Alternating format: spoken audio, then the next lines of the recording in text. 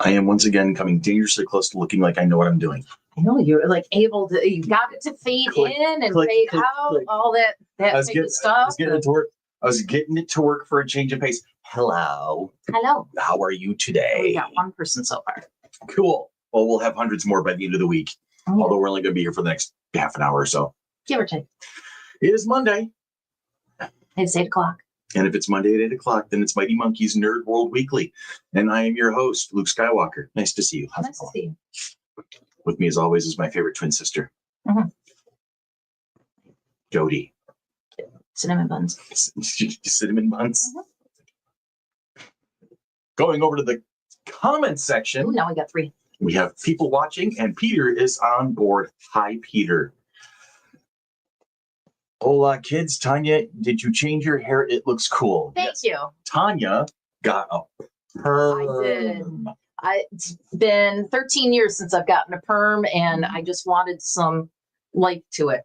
It just didn't have a lot of life, and I didn't really have to do much to it this morning, which was really, really nice. That's good. So yeah, see, I've been working on mine too. It's just well, your hair curls when it gets long anyway. Yeah, I just had a haircut recently, so it curls less. So hello. Thank you, Andy, for noticing. Yeah, Andy, I'm sorry about your mom. Yeah, we're thinking about you, buddy. Hope all is well with the rest of the fam. Let us know when the arrangements are and whatnot. We'll do what we can to be there for you. What are we talking about this week, young lady? Section 31. Okay, so Star Trek Section 31, a movie that was put out by Paramount Plus this past January. Melissa's on board. Hello, Melissa. And we just see, here's the thing. We've been taking advantage of the fact that we usually get together after work and the show is not until 8 o'clock. So we typically have been watching what we want to talk about ahead of time. So that's fresh in our heads and we get a chance to really kind of like be able to talk like we know what we're doing. And we're behind on Daredevil. We are very behind on Daredevil. Like half a season. We were planning on this week being a Daredevil week, but yeah, that's going to take a little homework to catch up on. Really half a season. Okay. So because we're going to be talking about a movie that is currently playing on the Paramount Plus network there, your streaming network, this is your warning. This is spoiler territory. So if you really don't care, hang out with us. If you have watched it, hang out with us. If you do care and you want to watch it before you see what we say about it, now would be a great time to shuffle off, and you can watch down the road. West Coast feed. The West Coast feed, as our beloved Andy would call it from time to time. So, spoiler warning has been issued. Let's start it off. Now, this movie has been widely panned by the fandom. Now, it was supposed to be a TV series. And I think it should have stayed that, honestly. It felt like a 2-hour pilot for a TV series overall. And the reason why they changed it from the TV series to the movie is because Michelle Yeoh had won an Academy Award for Best Actress. So then it was redeveloped. Everything else that she's done. Yeah. Well, no, that one particular movie, Everything All at Once, or Everything Everywhere All at Once, that's what she got the Academy Award for. So then this was redeveloped into the television movie. And that's really, you know what? It really wasn't a movie. It was a television movie. It was like a movie. It is. Yes. It was like that Friday ABC night movie of the week. Yeah. So when you saw it on IMDb.com, it had a 3.8 out of 10 star rating. I wouldn't go that. I'm not going to go that low. I'd say about a 5. 4.5, 5. I do feel, I will start with this, that it was a waste of Michelle Yeoh's talents. Especially the fight scenes, because the fight scenes were so chaotic and so, there's a thing lately I've been noticing with action series where if they don't feel confident in their choreography, they make up for it with background explosions and camera movement, like rapid camera movement. Like in John Wick, the camera is moving quickly, but it's a they have to keep on Keanu Reeves and exactly. It's a methodical paced kind of a thing, but they're always solid on the action. They are focusing on, so you can see the choreography, so you can see the hard work putting in by the actors and the stunt people, and you can see the moves and the maneuvers being made. When you see chaotic, shaky camera, what you're telling me is that you're trying to cover up for some shitty choreography, is essentially what's going on. Now, that blows my mind, because Michelle Yeoh has long been one of the staples of the action business. I think she's amazing. I don't think she's lost a step, because I've seen her doing other things, like in Everything Everywhere All at Once. She has a couple of action scenes. It's a great movie. It's bizarre. It's different. Yeah, is it the one with Jamie Lee Curtis? Yes, you watched it with me. In the laundromat. Yes. Okay. Hey, Jason. And so I know she has not lost a step. She is just as capable as she has always been. So to see that shake, especially the big epic fight scene, right? And there was like a mini fight scene towards the beginning, which was weird, and people are bringing up, well, if they could phase, why didn't they fall through the floor? Right. We're like, okay, right. And I don't know it, but then the bigger one at the end, I don't know. I was watching it, and I was like, okay, there's that movie, and there's that movie, and there's that movie, and there's that movie. You were seeing all the Easter eggs, right? And the fact that the guy that had the exoskeleton, whatever, he was like, ha, ha, ha, ha, whatever. That reminded me of like kind of the comedy from a Marvel movie, right? So there was like Star Wars references. How much is blended choreography and blended CGI? No, they were covering up. There was no CGI in the fight scenes, unless it's the explosions. Well, I mean, there was that scene, towards the end, spoiler territory, in the climactic scene when she has the sword kind of like stuck, just the point in her cheek. I feel that was a little CGI, a little practical makeup. But in my opinion, it didn't really feel like a lot of the fight scenes had CGI going on in them. There was a lot of practical effects, which I will respect that. They were not leaning on a lot of the CGI. I think it was a long TV episode. The storyline was it bad? It was choppy. It was choppy. It felt like, as she pointed out, it was like a seasons long TV show jammed into an hour and a half, 2 hour movie. And it didn't. I mean, there was a lot of Star Trek references, but it felt like a Star Trek fan film to a particular, because it didn't feel Star Trek. Right. I mean, it felt like Star Trek was trying to do Mission Impossible, but gave it to the wrong person to direct it. It was like they said something about that. This was given to Disney to make a Star Trek movie. That's an insult to Disney, though, because Disney really is. So that's what they were trying to. They were trying to say, but it's like toned down. It really did feel like a fan film, because the thing that really caught my attention was the banter between everybody, like the B characters. Like you had Philippa Georgiou in the middle, and you had Eklund or whatever the leaders was, and I can't remember the actor's name. I thought it was Common at first. Omari Hardwick. Alec Sahar. Okay, and that was a good character. I liked the characters, but the banter was forced, and they went like goofy funny at the most inappropriate times. It was silly during serious situations, and then it would just kind of like pull you out of the scene almost. Well, especially in like the bar scene, the initial bar scene. They're like, oh, I was able to. They were really trying. I mean, I pegged every single one of your agents. When she was going through it, I was thinking of Mission Impossible when Ethan Hunt was telling Kittrick, that guy, that's the other IMF team. I'm like, they're trying to channel MI, they're trying to make Star Trek Easter eggs, and they're trying to make it a silly buddy comedy all at the same time. And as I told you, there was an Easter egg from The Fifth Element. Yeah. With the you saw it with the diva singer, but the singer's been in several shows. No, but so like the diva type singer, that type of thing. I get that.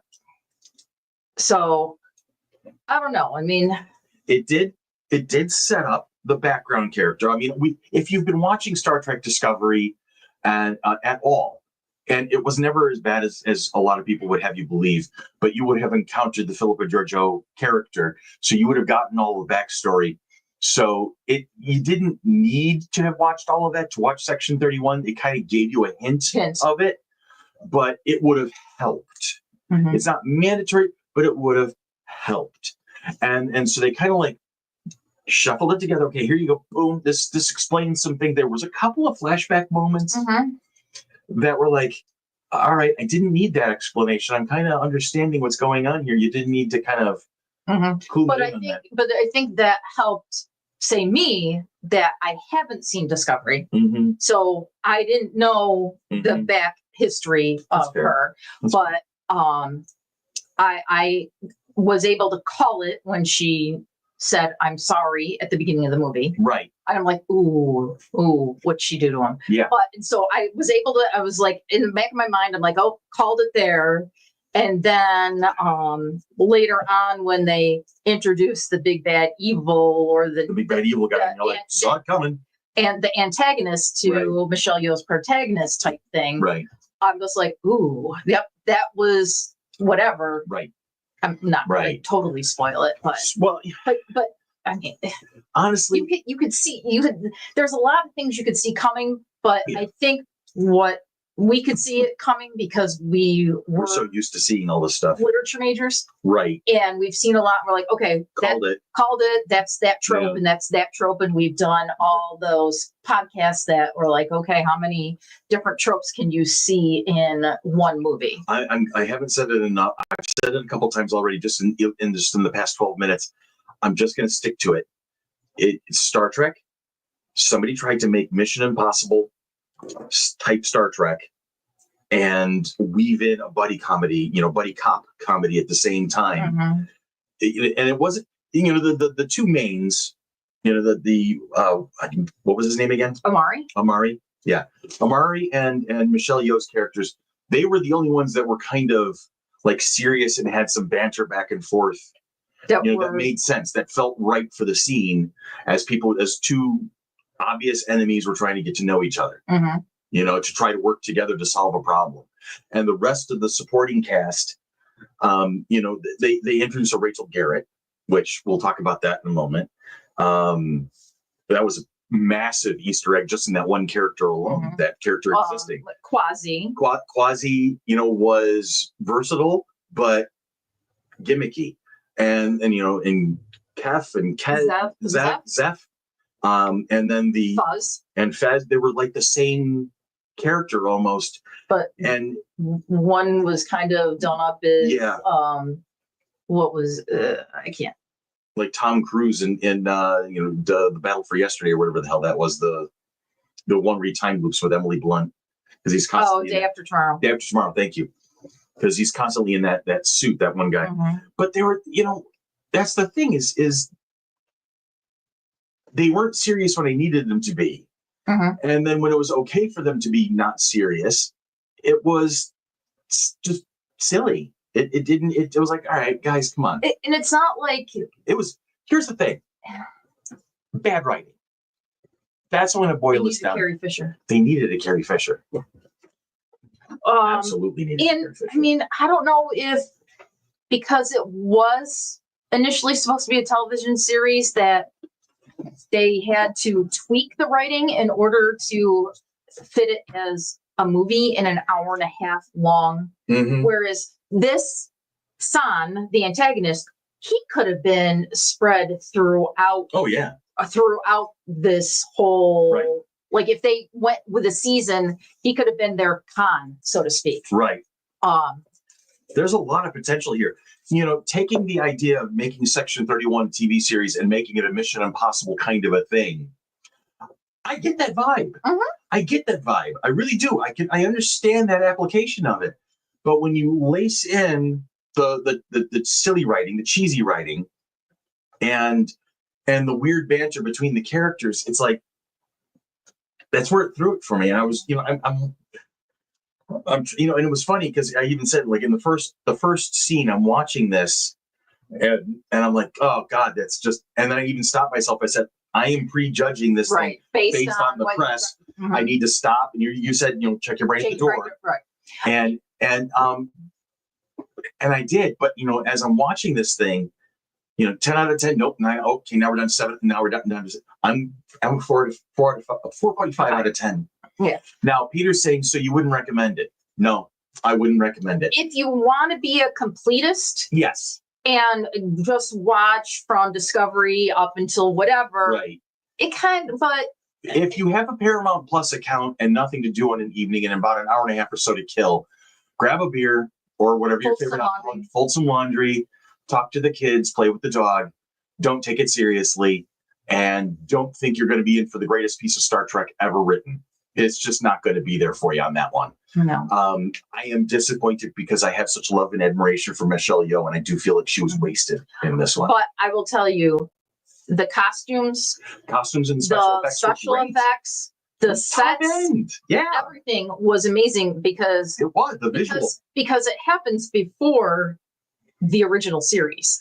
Well, therefore, now that we are onto that cheese, we're a little thrown on the actual timing. It's supposed to be kind of parallel to original series, but we're not sure if it's 1701 the original or is it 1701A. It's in that area, and the reason I have this confusion, and here's my Star Trek nitpicky going on, and I love the fact that I'm doing a Star Trek show and I'm wearing a Star Wars T-shirt. Yeah, I didn't have. I wasn't going to make that comment, but I saw that. I almost brought my Uhura dress. Nice. Just whatever. Oh wow. Okay. To have the Star Trek emblem on it, but they do include the character Rachel Garrett.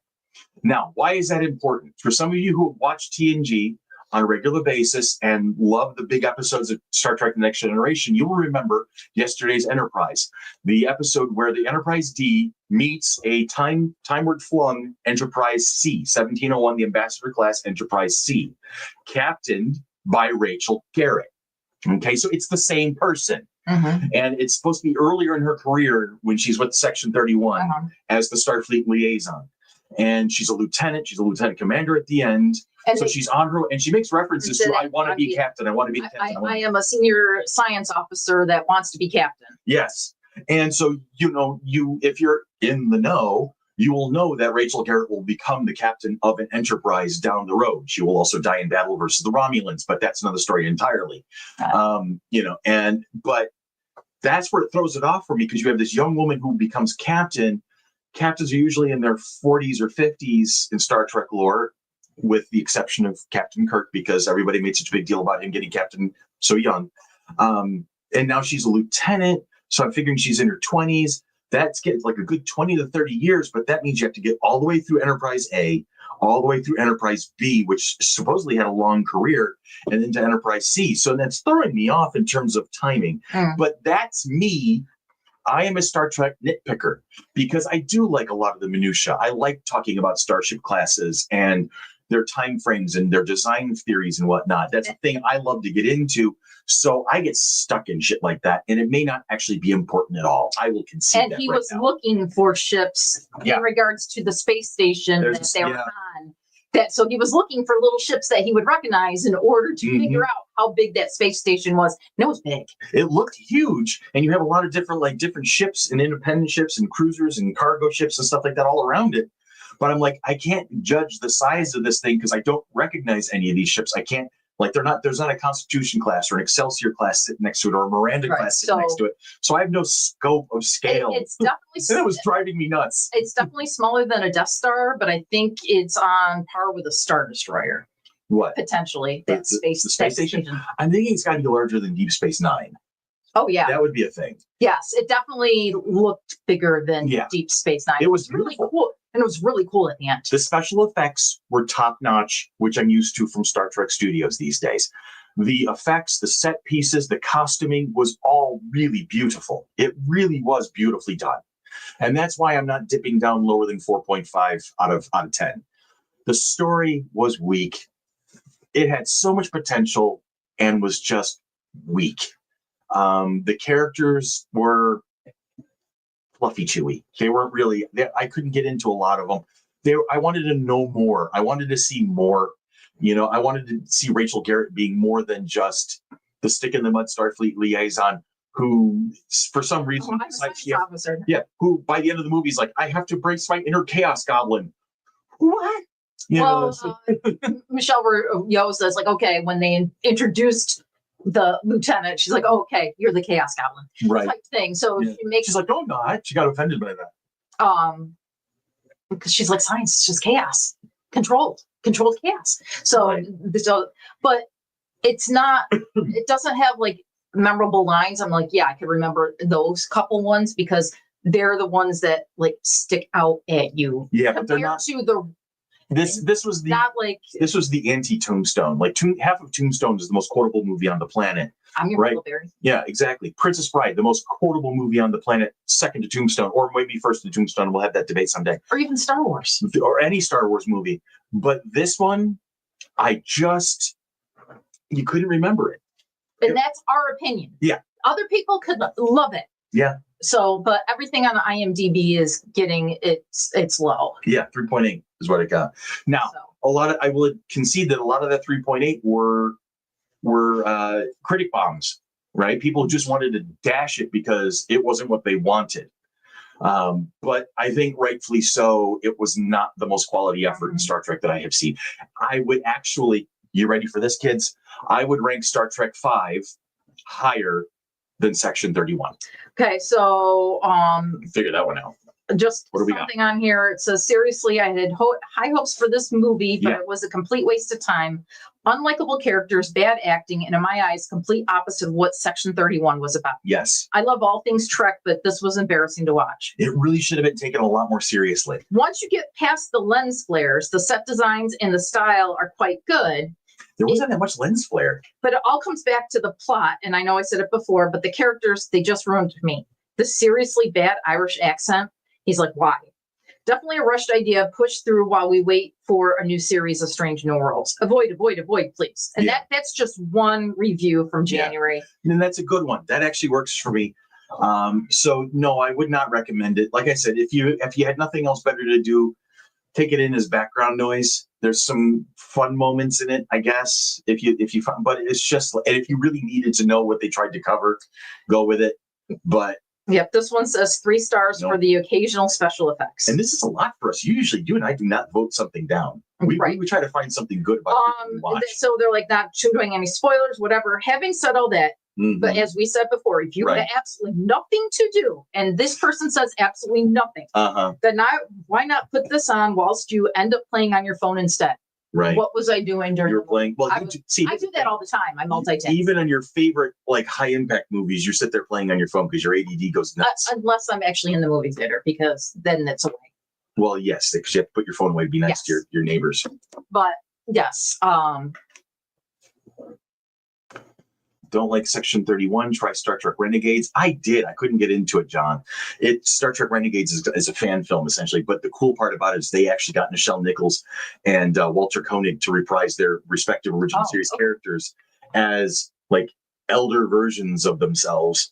And they got Paramount to kind of like turn the other eye and let them do it. And you know what? Right now, I think I would go back and watch Dogma rather than watch this. I like Dogma. And I didn't like Dogma. Well, that's your problem, not mine. I love that movie. They're coming out with an anniversary. I know. I'm going to try and see it when it's in the theaters. I am, because that was a good damn movie. But I'm a little more irreverent than the average bear.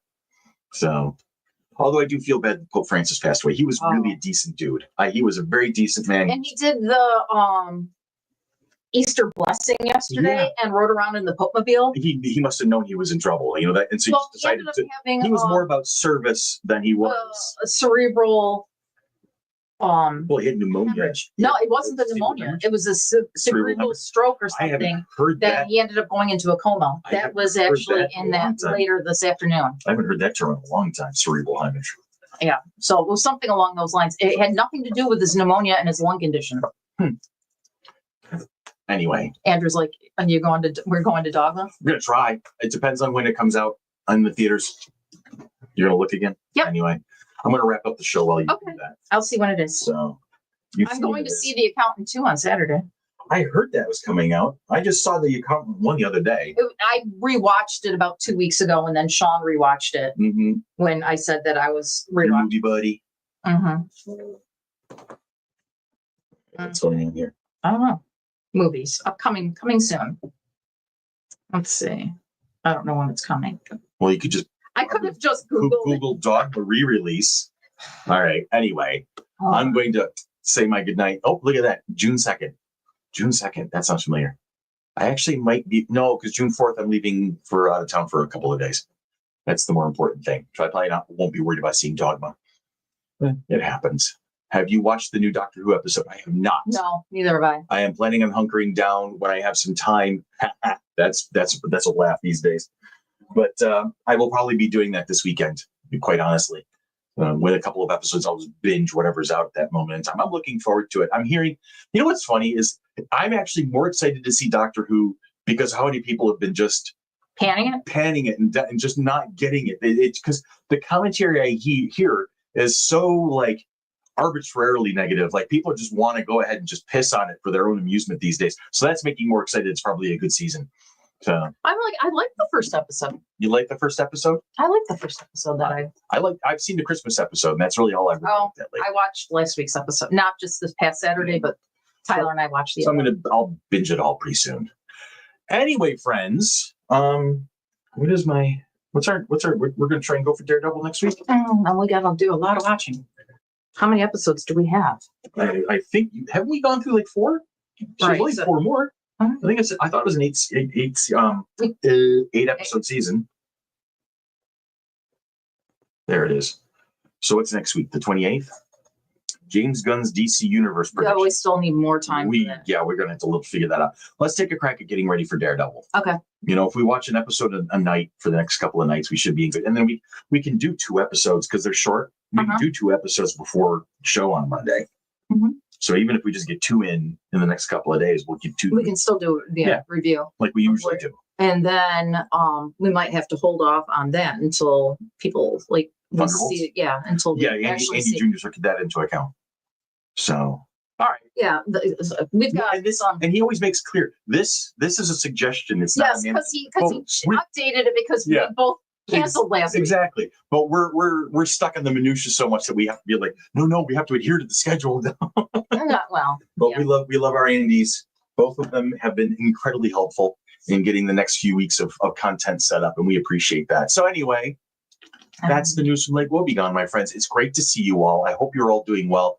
Thanks for joining us yet again for that. And it's amazing. This is the first time we've really shot something down. We usually really kind of get into what we watch. Pan it, but it wasn't a type thing that for us at least. Right. We're usually not saying don't do that, that kind of a thing. I don't think I've outright ever said that was horrible. Have I? No. I have to look back at it sometime. We'll have to figure it out. I didn't know if anyone actually got to see a puppy sighting. Oh, I got to get a puppy sighting in. Is that what's the other one doing here? There she is. Come here, doofus. Come here, doofus. Judy Moon. Come here, baby. Oh, I can't look at that arm. Oh, God. Hi, everybody. We miss you. Oh, puppy's like, I'm gone. And she just wiggled her happy ass right off my lap. Oh, hi, puppy. All right, friends. That's enough chaos for one night. You guys have a great week.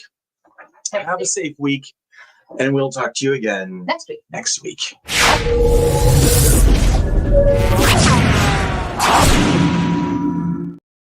I gotta go now. Bye-bye. Bye-bye.